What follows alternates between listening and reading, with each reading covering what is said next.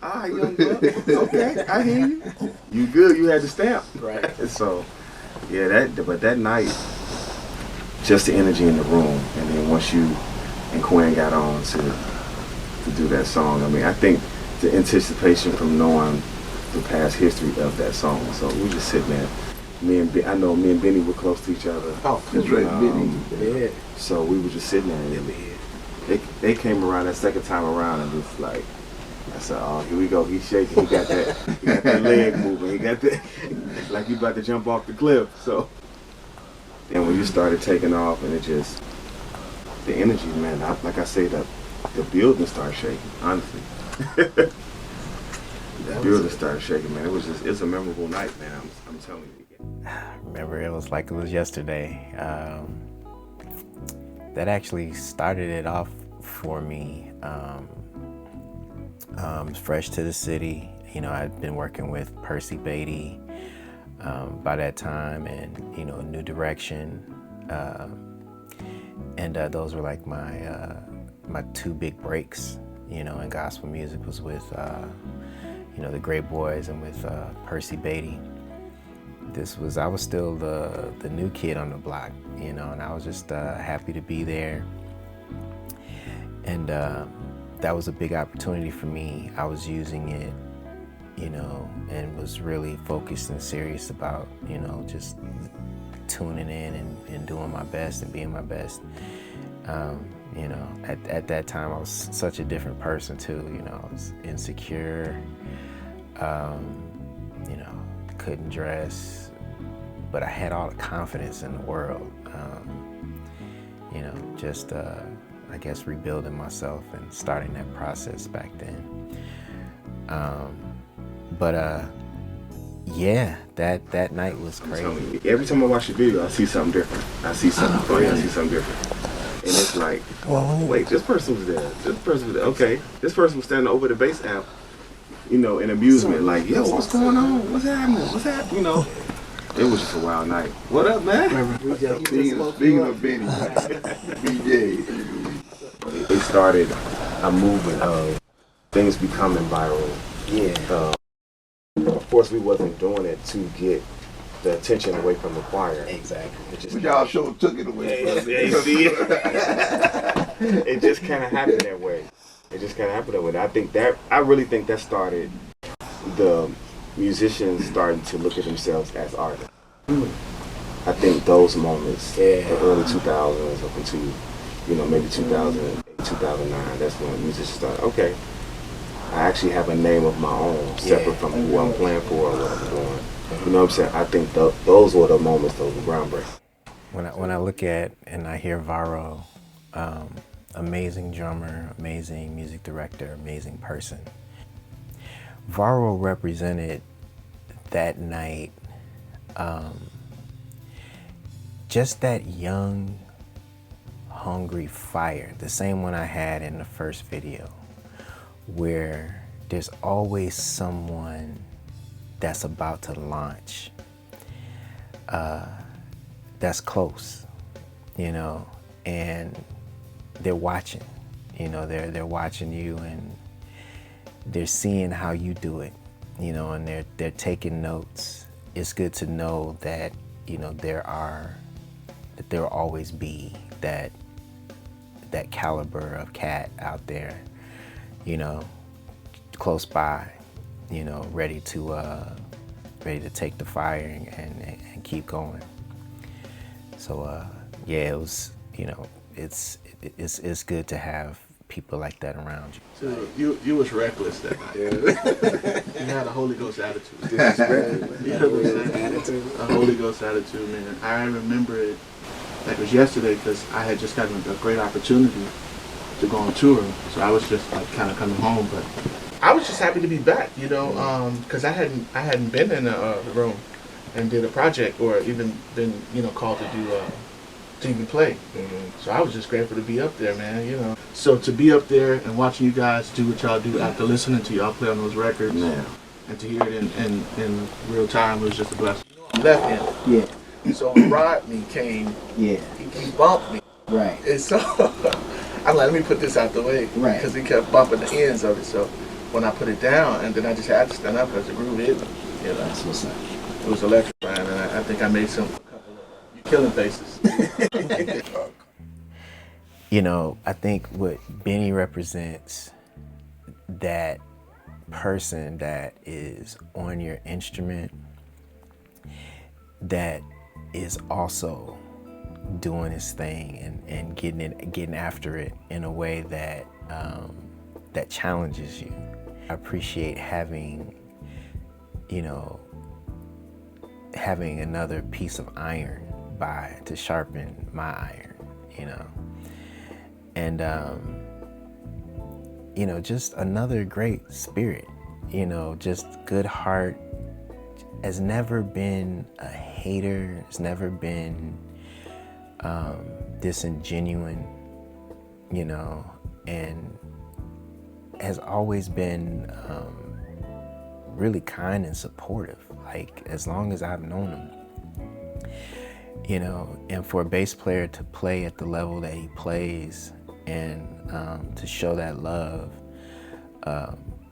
you know, especially at that time, you know, when we're both still on the come up, is extraordinary. You know, sitting next to him, Rodney Jones, you know, a young,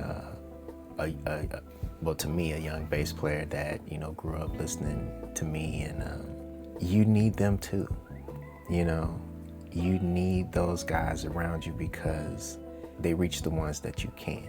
A concert, it was like a give back. Yeah. So it was like we wanted to attract upcoming musicians. You know, let them see you guys play, that'll be inspired, and of course y'all was doing it for pro bono, you know, so that made it real sweet. But I remember the night when you did what you did to Joy of the World. And the choir was up singing, and all the musicians on the steps, you know, and all of a sudden it just came, it's like a light went on. That not only the musician was watching y'all, the whole audience was watching you. And I was like, man, what's going on here? You know, and to see that you do what you're doing, and you did it, and you wasn't in the way. That would impress me.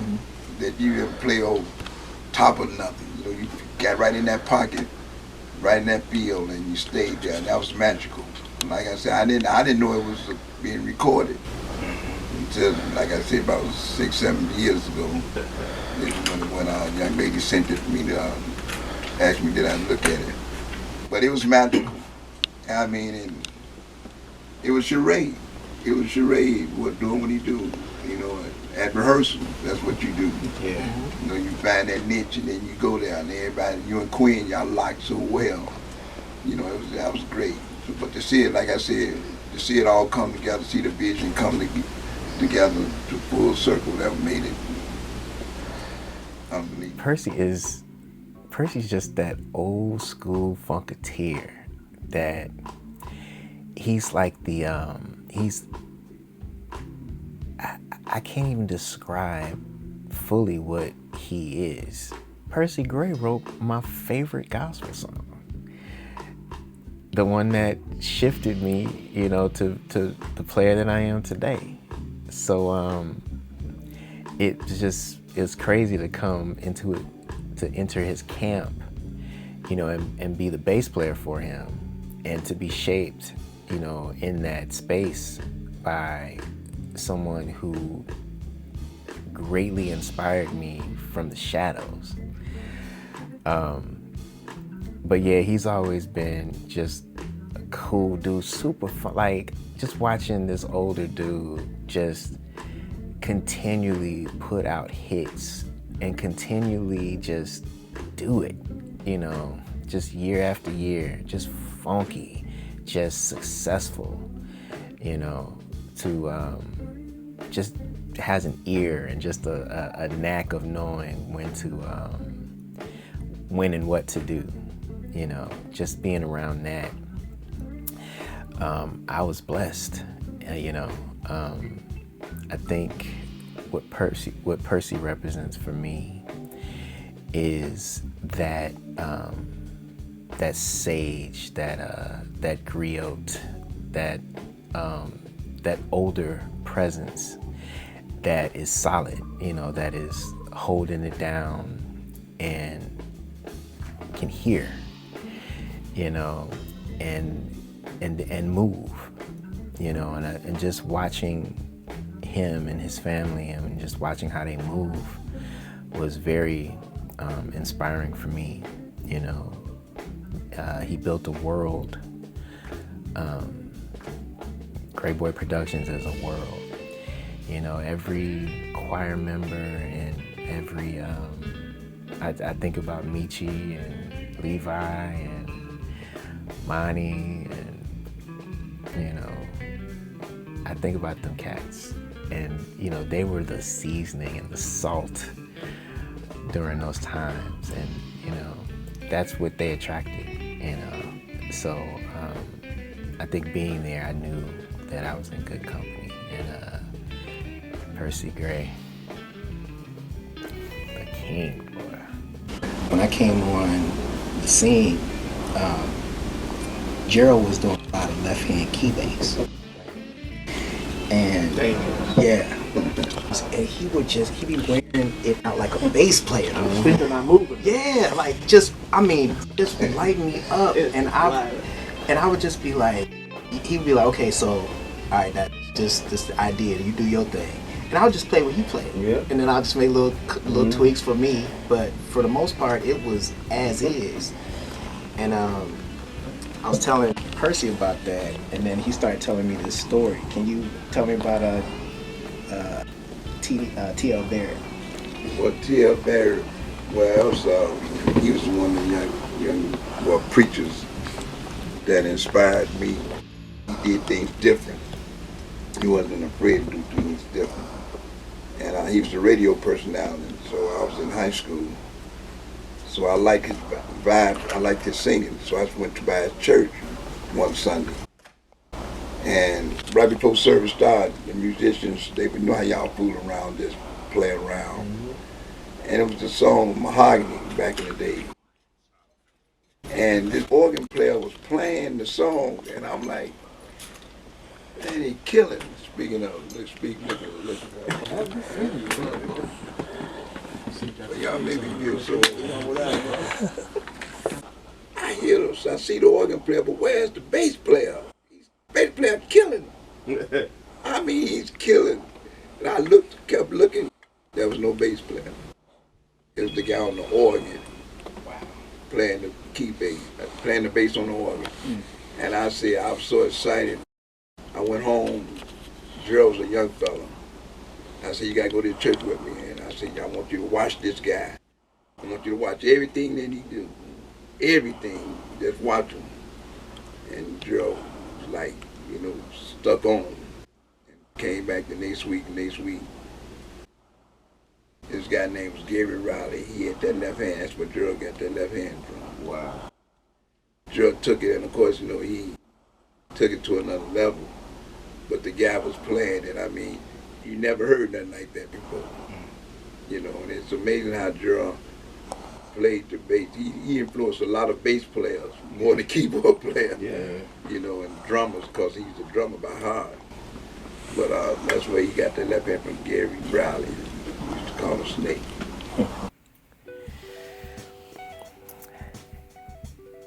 it's interesting to hear Percy talk about T.L. Barrett, Pastor T.L. Barrett, who, you know, at that time, you know, the album that he put out, Like a Ship, was the one that Kanye sampled, and it blew up. But TL was doing the same thing that Percy and Gerald was doing. You know, he had a youth choir, and he thought different, and, you know, super funky. He brought in, you know, a lot of secular musicians to play, you know, with his choir, and he built a world too. And it's interesting to see how things are the same. You know, it's like, it's just different faces. I've been fortunate to see a lot of the same things come back, you know. And, you know, the Bible says there's nothing new under the sun. It's absolutely true. You know, as you look at the world, you know, and all of the things that are happening right now, you know, for someone like me, I'm not really moved or worried or scared because I've seen it before, you know, and I've seen it a couple times at least. And I know that, you know, no matter how bad it seems, that it's never out of control. And there's always just as much bad as you hear about. There's always as much good, if not more. And I think in time past, I used to focus on some of the bad.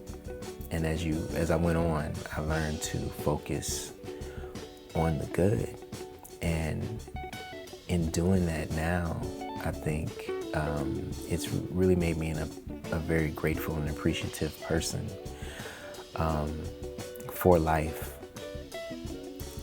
I think hearing Percy talk about TL and how, you know, he inspired him just really did my heart good, because it's great to see it continue.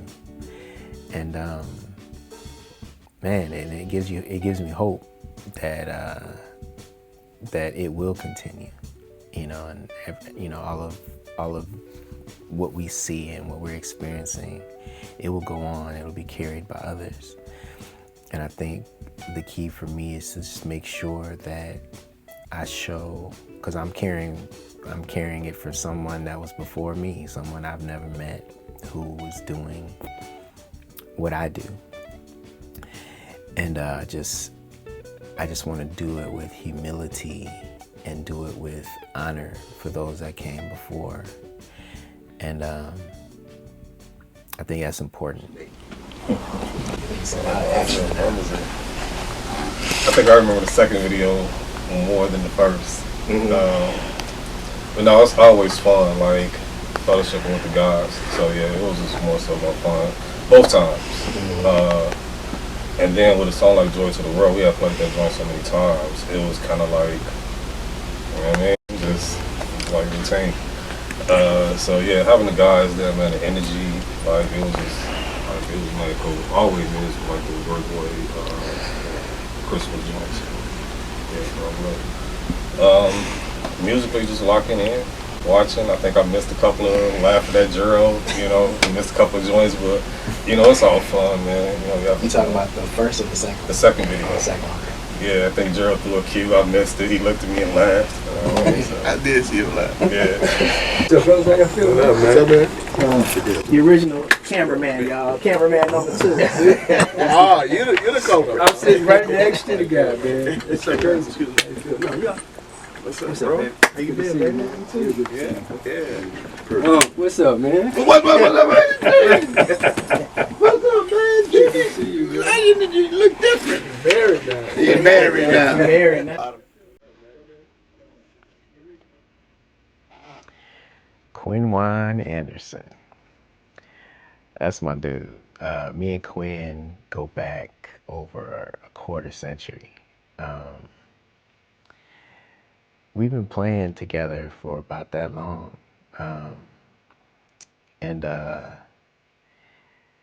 Yeah, I mean, I've always been fortunate to be paired with great drummers over the course of my career. When I was younger, I used to play bass with this drummer, Cameron Blaylark, and we would go all over the city, all over our town, and we would play, and we were like the, you know, like the funky duo that would just, you know, be playing all over. And, you know, when he moved to Atlanta, you know, it's like, okay, who's my guy now? And that's when I eventually linked up with Quinn. And we've been playing, you know, we've been grooving together to the point where, you know, we don't even think about, you know, what we're gonna do. It's like we just know. And I think what Quinn represents is that brother figure that I think we need, and I know I need it. I'm very fortunate to have a guy like him with me on my journey. And like I said, he represents just that solid consistency and that faithfulness and loyalty of a brother. Jimmy Carter, he's the bro that you want. He recorded the second one. I don't know if I told him if he had my camera or if it was his recording, but I just know that I didn't have that recording afterwards. And years later, I remembered that he was recording, so that's where I got the video from, was from him. And so I ended up dubbing it, and then yeah, I ended up dubbing it and posting it, and you know, the rest is history. But yeah, it was Jimmy that put that together for y'all. So shout out to Jimmy. If he didn't do it, none of this would be out here. A lot of music back in the day, you know, and we did a lot of rearrangements. And like every time on Christmas, like a good time, everybody come together. And you know, having some of Chicago's finest musicians under one umbrella. At the same time, I mean, whoever your favorite musician was, they were there, and they played, and you get a chance to see it for free, no charge, packed out, every time, you know, and it was just wonderful. And I know my brother, he was like, man, I get tired of everybody over there listening to the musicians, man. He ain't thinking about us over here. Yeah. I said, hey, man, listen, man, you got the choir. Right. You know, I had the guys, man, you know, so people want to hear good music, you know. And you got to remember, that whole side was just musicians. Musicians and musician lovers. That's what it was. So they had their own fan base. You know, Sharay had his fan base. You know, Barrow, you played, didn't you? Yeah. Yep. And we didn't have YouTube, Facebook, and all that stuff then, man. So if you want to hear these guys, you got to come out there and hear. Yeah. Ain't no get on there, I follow them online. No, you had to come out there and hear, you know. And it was a treat, you know. And it was great, but a lot of people, you know, real talk, it was your song that got viral. But when you're doing that music, only person, you know, you got everybody want to play, you got to give everybody something. Don't nobody want to play a slow song. Don't nobody want to play a slow song. Tell me about Joy the World was one of my favorite songs. Yeah. You know, but it was this, and that song was fine. I mean, I didn't have nobody in mind. I just know the groove was. But when you came on board, it was made for you, man. You know, I was the, and I'm not saying it in bragging because it's not about that. I was more the architect, you know, and that night on that particular song, if I can talk about that particular song, you know, it was a lot that was in. It's a few things that was in there that made that vibe happen. Now, by me being an architect, I knew where I wanted to go, so I drew it up. Believe it or not, that trap set that Teddy played brought the vibe. He was the mason. He wanted to hit break, laying the brick. Yeah. Setting that foundation up. Setting it up for you to feed you. As well as Quinn. Quinn was the dessert. You know, after the food. You know, then you want your sweet potato pie. That's what Quinn came. You gave the food. Teddy served the meal. Serve it to you. You ate well. Very well.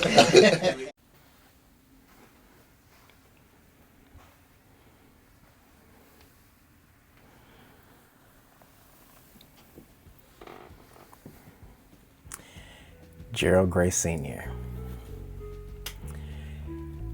Gerald is one of my favorite people in the world. His spirit and his personality are of the highest quality. I've been studying him and watching him on so many levels, musically, as a man, as a person, spiritually. He's as close as you can get, in my opinion. I've never seen him argue, and I've known him for over 25 years. I've never seen him argue, never seen him raise his voice. Always giving, constantly giving. Always mentoring and nurturing and tutoring, and just, I mean, he opened up his home for rehearsals. He had Snapples for everybody downstairs. When they first came out, it was like a big thing. Like, you know, you could get a fresh Snapple in rehearsal, and that was like a big treat for me back in the day. I know it sounds simple, but I enjoyed those Snapples. And one of the baddest keyboard players that I know, definitely the funkiest. His left hand is legendary. His left hand can be put in the category of great bass players, in my opinion. Yeah, Jeral Gray is, I mean, he is one of God's finest. Like, I think every musician and every person should have someone in their life that you aspire to be, or to be like, to become like. And I mean, he's got so many qualities. His ability to maintain his anger and that part is just, I want that. And to be able to communicate to musicians is also an amazing gift. If you deal with musicians, you understand how great of a gift that is, to be able to deal with musicians and still get stuff done. It's unbelievable. Man, I love Gerald. Yeah, he's one of those guys that I just aspire to be like.